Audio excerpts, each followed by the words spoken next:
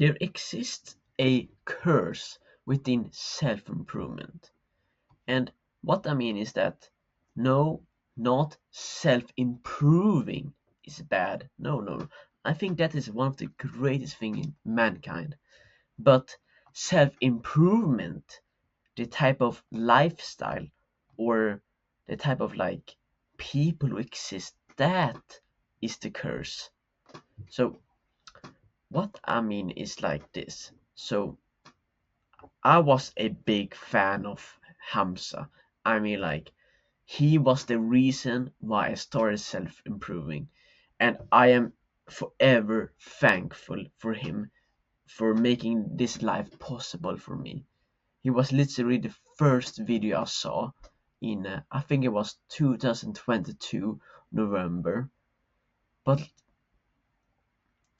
I can't fully, I don't know the words exactly, but like, Hams isn't perfect, and this is because that in his community was I was a part of, in Adonis gang, the free school community, a big problem plaguing the self-improvement was that we all needed to have like the same lifestyle. Of course, it is different to like person to person, but the general site was to be used. Yes, you need to go to the gym, you need to train, you need to do this and that, you need to take cold showers, you need to meditate, you need to read books, you need to start a business, you need to start a channel, or whatever. There was like, of course, all of those things are great, and like all of those things could work or whatever, but like, isn't that pretty closed off? Or that they weren't so open-minded to self-improvement. For example, if you were to go there and say like, for example, I like playing video games, the first thing which they would say is like, shut the fuck up, pussy, and just focus back on work. They were so closed off, so they were so closed off that if you try to like, for example, come in there and say like, guys, video games isn't so that bad, anime isn't so bad, like they would immediately attack you instead of being open and trying to listen to what you said. And this is like one of the biggest reasons why I basically left self-improvement, not self-improving. That this is the key. Self-improvement, the lifestyle of just becoming better, stronger, it is always gonna be literally one of the like best lifestyle you can ever have. But self-improvement, I basically left that group. And this is of course more than just Hamza, because like, bruh, Hamza is amazing. Like, I'm so appreciative to all of the work he's done and like everything I learned from this man.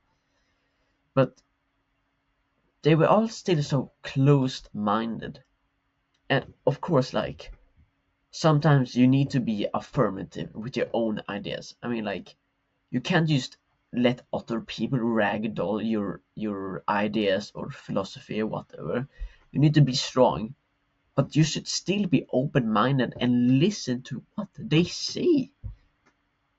Because like, personally, I love art. I love art. Like, one of my biggest goals is just writing and art in general. That but and and this makes me more appreciative for work and for art. For example, like, one game which I played before was Stardew Valley, and this game is amazing. Like, the craftsmanship and like the love that single man put into that game was great. But this kinda feels like contradicting, because I'm self-improvement. I'm not supposed to like video games or whatever. And that is the curse. that you're not allowed to do different things. Every single man was like forced to be the same. Like the only difference was like, yeah, I wake up at this time, I do this when I wake up, and my business is do this thing. Like, bruh, everybody was forced to have a business. Everybody was like forced to be like on dopamine detox or whatever. Of course, I still believe that you should not be playing video games if you have a purpose and if you're supposed to be working on that purpose right now. But like, I still think that, for example, video games and like shows that, and even like great YouTube videos, that all of these videos are art and humanity, which we should not be used saying is garbage or evil. I think the evilness is more like the companies and corporate who are like trying to force you to just be addicted.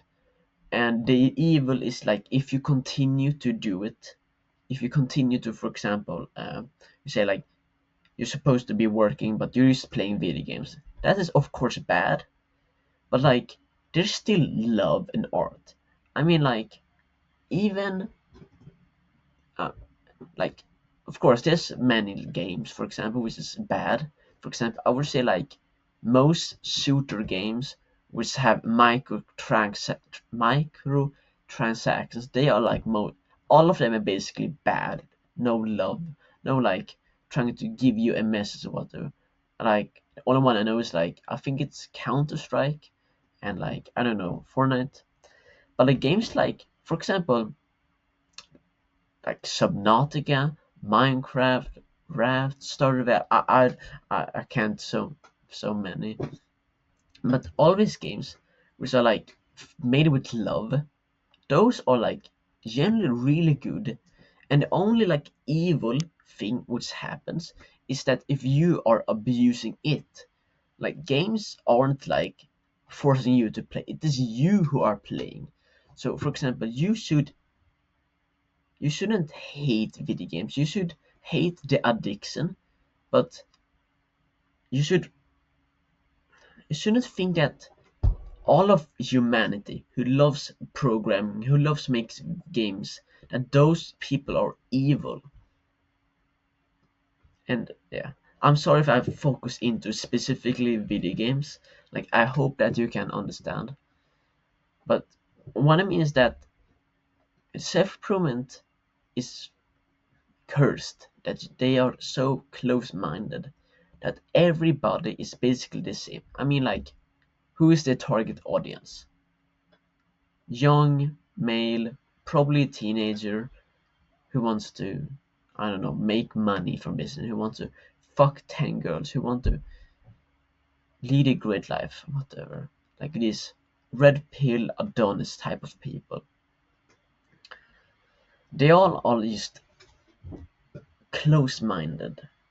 Of course, this varies person to person, but self-improvement isn't perfect because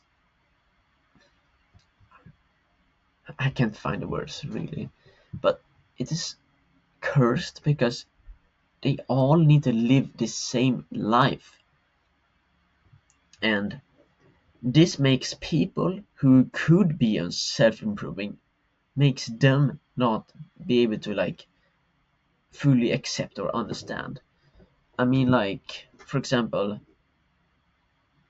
you have probably, if you're in the self-improvement space, you have probably seen like some type of people looking into self-improvement. For example, maybe a news channel, or like, we reviewed this channel and we found that it was evil or whatever, that they are like looking into it, and they often feel like, often say that it is like, oh, this is evil or this is unsafe or whatever. They like freaking out or like think like it is dangerous evil to, for example, like, I don't know, wake up early, take cold showers, disciplining yourself.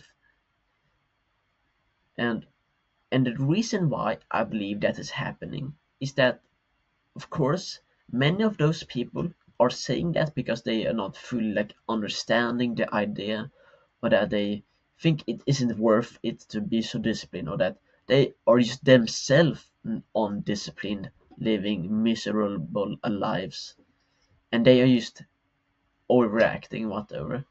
But I think one big reason is that self-improvement is just not open for different types of people. I mean, like, I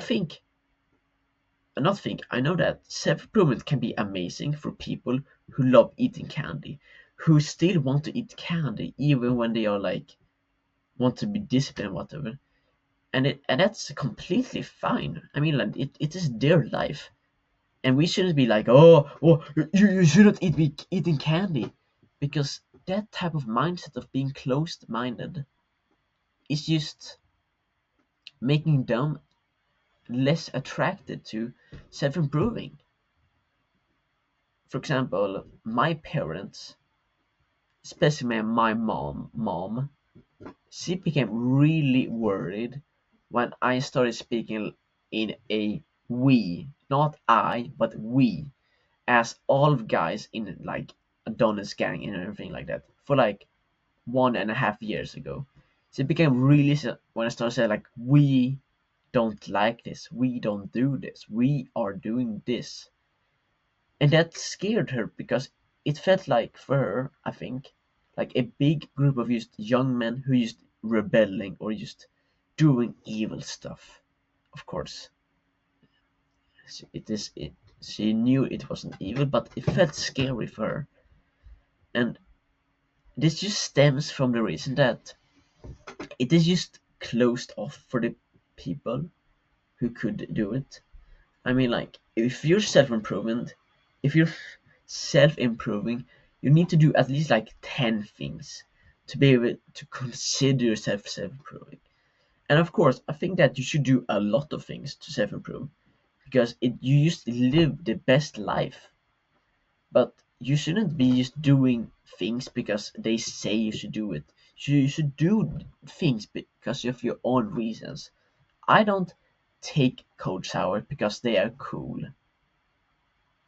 I take cold showers because it wakes me up, because it is pain which I can take every day. I do it because it helps me focus and re helps me rethink about like my plans for a day. But like most people who start cold showering in a dance gang, they just do it because it is the norm, not because they self want to do it, but because everybody else is doing it. And a great person, which I think is doing this in a right way, is David Goggins and Andrew Huberman. Especially like their podcast, which that single podcast where David Goggins was at Andrew Huberman's. These are the pinnacle of self-improving because they are giving you advice, resources, which you can take in your own form. For example, David Goggins, he isn't saying to you, you should become a Navy SEAL. You should do 5,000 push-ups every day. You should do this. No, he's saying like, for example, he's speaking about discipline. He's speaking about sacrifice. I can't fully explain it because is such a great man. I think personally you should just watch that podcast or like read his books or whatever. But if I can explain it, it is like this: that he's just giving you, like, explaining to you his own mindset to discipline, to self-improving. He's not telling you you should do this or you should feel this. You should feel stress because you're doing this or not. Or like, for example, like a good comparison is that, like, for example, many self-improvement channels immediately attack your emotions because they want to grab your attention, whatever. He doesn't really do that. He doesn't say like, this is the three big reasons why you're failing. He's telling you the truth. Like, if you're failing as a man, then it's all because of your own mind. He isn't like trying to attack you. He's stating the truth. And of course, like Hamza and all of the other guys, they're also like saying the truth, but they are trying to really grab your attention by provoking your emotions, by your feminine, reactive, sensitive emotions. And David Goggins, I think personally, is the pinnacle of self-improvement because he just gives you resources, just advice, and of course, it kind of contradicts itself because like he's also attacking your emotions a bit, but he's just doing it through just questioning you, through stating facts of like, for example, oh man, let me think. I'm sorry. I'm bad. I should have taken more notes. Like I only took a little bit notes before recording. But like he's just stating the truth. He isn't thinking like, oh yeah, this is how I'm gonna make them react or whatever. He's just saying the truth. And also like the same thing with Andrew Huberman, but he does more like, of course, he makes podcasts and say like resources. But he's giving you, for example, I remember his video with, I don't know who her name was, but there was some lady who was speaking about cold exposure and warm exposure also, like saunas, cold plunges and showers, whatever. And like instead of like, for example, say like, if you want to be a man in 2025, if you want to become successful, then you need to take cold showers. No, he said like, for example, not he exactly because they were speaking together, but basically that podcast, it was saying like, okay, this is cold exposure and warm exposure. These are the things which happens when you do this. You could try to use in these ways, but this is your own life. You live your own life, and so you should pick your own self on how you should do this. And I think that is what self-improvement should be all about. Also that I think that of course we need to be affirmative with our own ideas, but we need to still be open. I mean, like, for example, I am not very open to the LGBT community. Like, I don't mean this in a bad way, but personally, I can't really like think about it. Like, it is not in part of my life. But I'm not gonna be like closed off to like, for example, the human right to be, for example, trans or gay or whatever. And that is because I want to be open-minded so that I can learn from you, even though if like even though like I don't want to really like listen to what you think about LGBTQ, I will still listen to you because I think, for example, if we want more people to be self-improving, to become better, to just be to me just make humanity stronger, we need to be just self-improving, but be open to other people also. I mean, like, for example, like I don't really like the idea of like the LGBTQ community. For example, like my personal beliefs is that it isn't really natural in like what I think what Homo sapiens did.